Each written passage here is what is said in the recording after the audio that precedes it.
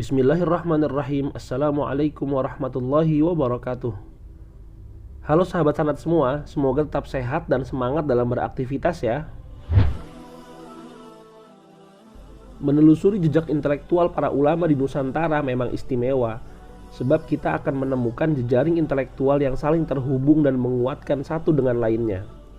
Jaringan ini mampu terjaga dengan baik melalui keterikatan dan kesamaan metodologi yang diwariskan dari satu generasi ke generasi berikutnya melalui bangunan literasi dan silaturahmi antar ulama pada era tersebut.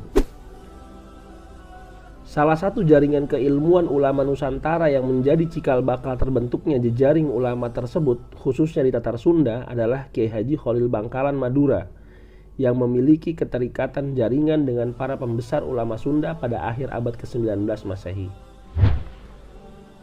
Nah, kali ini kita akan mengenal jaringan intelektual Kiai Haji Khalil Bangkalan di tanah Sunda melalui Sayyid Abdullah Sadaqah bin Zaini Dahlan. Bagaimana Syekhona Khalil Bangkalan yang wafat pada tahun 1925 Masehi bisa terhubung jaringan keilmuannya dengan Sayyid Abdullah Sadaqah Zaini Dahlan yang wafat pada tahun 1941 Masehi. Simak terus ya video ini. Di antara guru Syekhona Khalil Bangkalan di kota suci Makkah adalah Sayyid Ahmad bin Zaini Dahlan yang wafat pada tahun 1885 Masehi.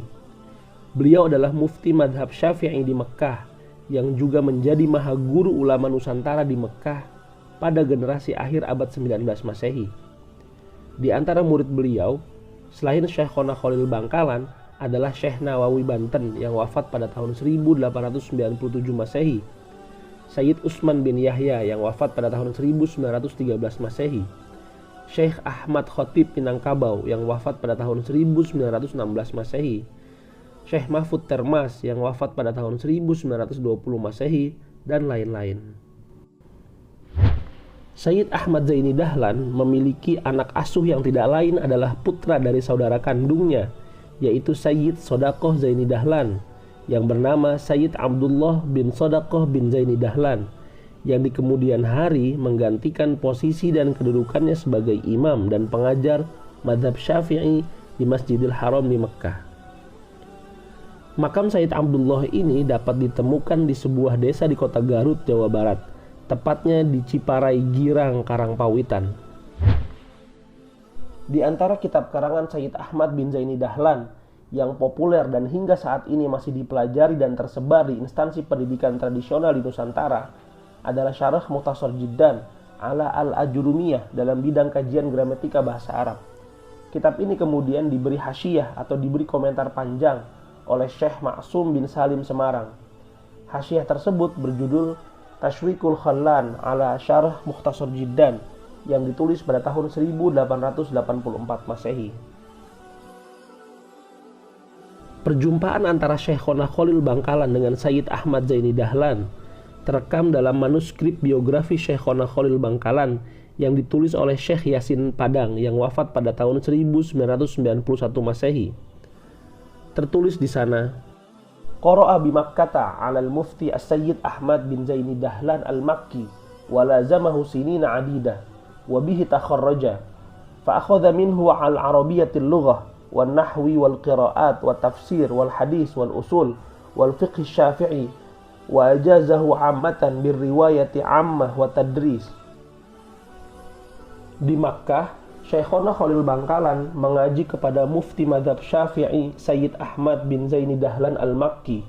Syekhona Khalil belajar dan mulazamah kepada Sayyid Ahmad Zaini Dahlan dalam beberapa tahun lamanya. Dari Sayyid Ahmad Zaini Dahlan pula Syekhona Khalil lulus.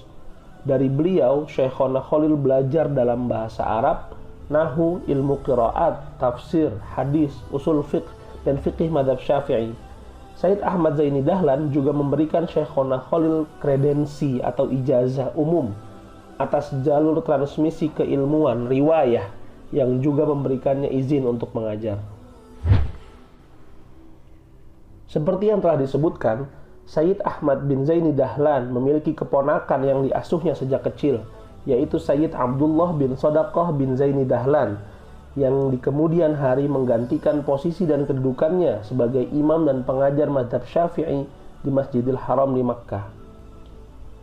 Sejak tahun 1937 Masehi, Sayyid Abdullah Shadaqah bin Zaini Dahlan memilih untuk menetap di kota Garut, tepatnya di kampung Karangpawitan Ciparai, hingga akhir hayatnya pada tahun 1941 Masehi.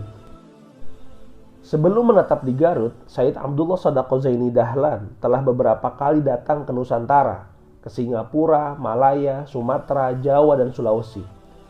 Tercatat sejak tahun 1900-an Masehi, beliau banyak membantu beberapa ulama Nusantara yang menjadi kawannya dalam upaya mendirikan institusi pendidikan Islam.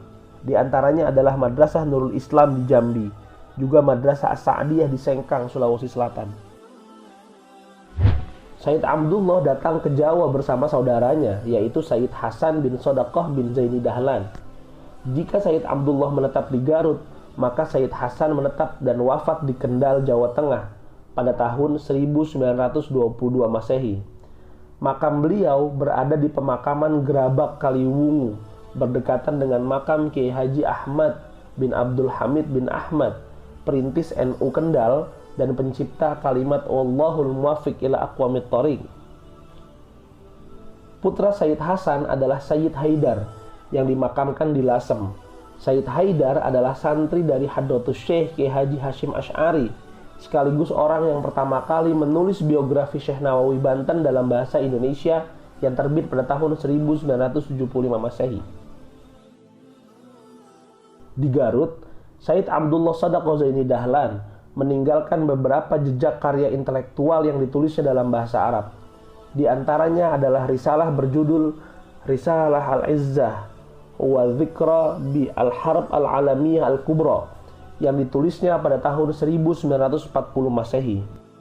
Kitab ini ditulis dalam bahasa Arab dan berisi memoar pengarangnya tentang Perang Dunia Kedua, Al-Harb Al-Alamiyah Al-Kubra, yang mengubah peta geopolitik dunia internasional, termasuk nasib wilayah jajahan negara-negara Eropa di Timur Tengah, juga kondisi sosial masyarakat Nusantara saat perang dahsyat itu berkecamuk. Di sekitaran makam Sayyid Abdullah, terdapat juga makam Sayyid Musa Al-Ghadri yang wafat pada tahun 1911 Masehi, yang berasal dari keluarga Kesultanan Pontianak yang menetap dan wafat di Garut. Di samping makam Sayyid Musa Al-Ghadri, terdapat juga makam Raden Ayu Siti Murtijah, yaitu masih kerabat Pangeran Diponegoro, juga makam Syarifah Khadijah binti Ali Al-Ghadri, istri Habib Alwi Al-Habsyi Solo dan ibu dari Habib Anis Solo. Semoga kalian semua mendapatkan informasi yang bermanfaat ya.